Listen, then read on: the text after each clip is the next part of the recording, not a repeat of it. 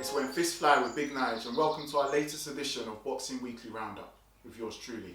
Wilder has hinted that he may retire from boxing if he's to lose to Tyson Fury in their trilogy. I mean, I don't even know who Deontay Wilder is anymore. 1 week, he's got this excuse with the bodysuit. Next week, Tyson Fury's not a true champion until he fights again for the trilogy. This time now, he's hinting that he might just give up boxing as a whole if he's to lose again. What that shows to me in terms of his character, it means is like, he's come across quite weak. I mean, I'm not going to disrespect his hustle. He's been champion for 5 years, over 10 defenses, so on and so forth, etc., etc. But just accept the fact that if you are to lose, the better man is Tyson Fury's the better boxer. There's loads of more other fights, there's loads more other payday, you're still a big name, you're a big brand. But it comes across as weak, and probably he's very prideful. He's one person that's always said in his quotes, speak it, believe it, receive it. You're not speaking positivity right now. You're coming across as if you've already been defeated and the fight hasn't even taken place. We're still in Corona, my G.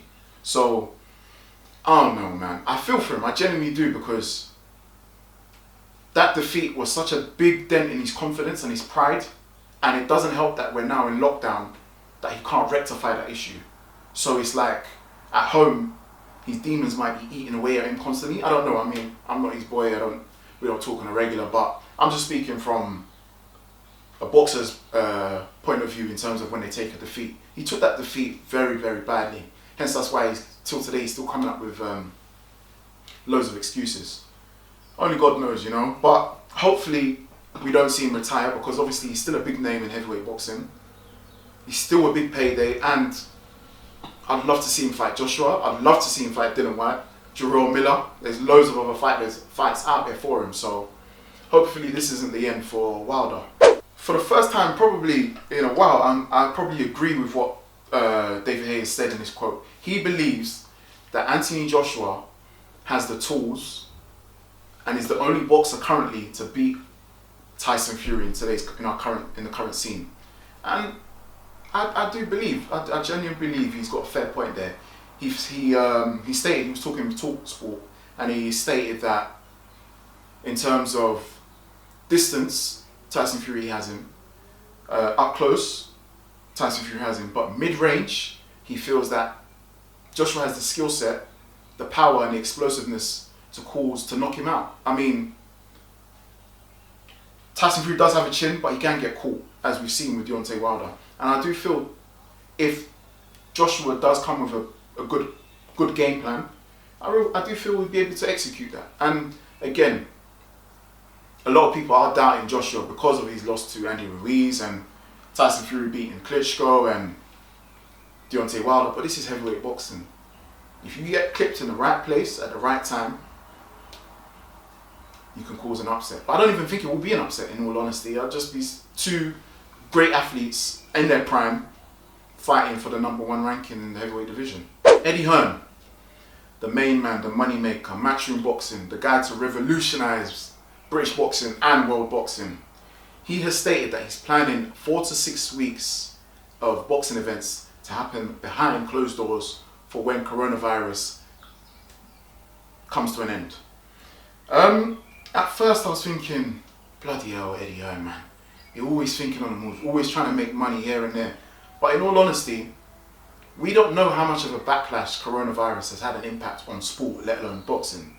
So this might be a good idea in hindsight right now for him to be planning on fighting behind closed doors to be able to build the brand up again. Because let's be honest, things aren't going to be rock and roll the minute coronavirus has come to an end. So credit to Eddie Hearn. And also I heard Anthony Joshua in an interview with DAZN also stated that he feels that he would be happy to fight behind closed doors, even though we all know that's never going to happen, because he is the face of British boxing and the main man at Matchroom at the moment in time. So we'll see. Super flyweight British champion Sonny Edwards and Southern Area Super Bantam champion Ryan Walker have been going back to back on social media.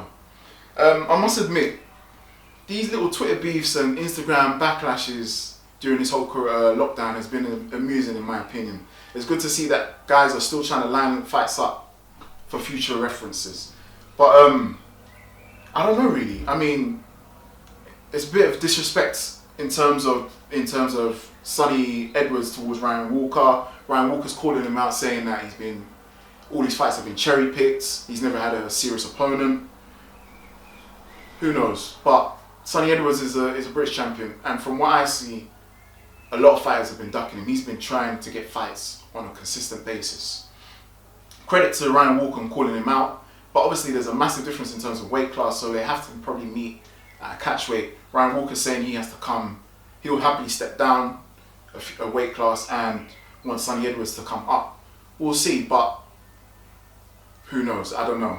I genuinely don't know, but based on resume, I'll go with Sonny Edwards for now.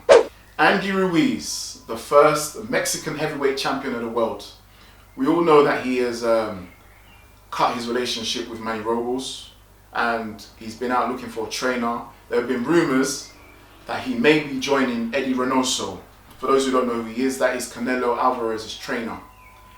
My honest opinion, based on how Canelo Alvarez's career has blossomed, and he is some will say the best pound for pound in the current situation boxing industry. I'd say that's only a great coup for someone like Andy Ruiz Jr. purely because he's been at the heights of his career. He's fallen drastically. Now maybe he's going to have a trainer who's going to be able to keep him in check, and he's going to have someone in camp as Canelo Alvarez to have that motivation to keep going, and despite whatever heights you do reach, you still have to keep going, and it's only a big plus for the heavyweight boxing scene as well. And I really do rate Andy Ruiz, so for him to have someone as Eddy Reynoso in his corner, it can only be a big plus for himself in the long run. So stay tuned, we'll see how that pans out if that's to happen. Mike Tyson, I Am Mike. He was recently asked in terms of a fantasy fight, who would win in their prime between himself and Anthony Joshua, and his response was simple: AJ is a breath of fresh air to boxing. That's the best response you can only say to respond to those kind of questions, because we will never ever get to know who would win in their prime. When Mike Tyson was unified, undisputed heavyweight champion of the world, Anthony Joshua wasn't even born. So for them to compare 30 years on to AJ in his prime and Mike Tyson in his prime, I mean, don't get me wrong, I know it's all a fantasy and everyone would love to know, but it's never going to happen. And as Mike Tyson just purely gave respect to AJ, saying that he feels like he's a great fighter, he's good for boxing at this moment in time, he's a clean fighter, and he's a breath of fresh air. You can't get any better than that. So salute you, Mike Tyson, and keep doing what you're doing. I also love your hot boxing podcast, so keep doing your thing. That's it for Boxley Weekly Roundup with myself, Big Nige. Don't forget to subscribe, like, and share. Stay home, stay safe, and stay tuned for more episodes coming soon.